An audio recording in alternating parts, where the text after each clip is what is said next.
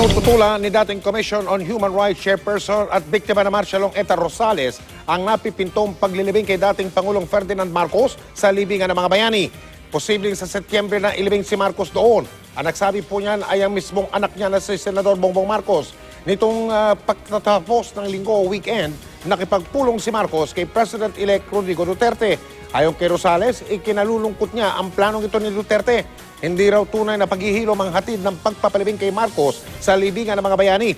Ang pagiging sundalo ni Marcos ang basihan ni Duterte para ilibing siya roon. Pero ayon kay Rosales, pati ang kagitingan ni Marcos bilang sundalo, questionable rin.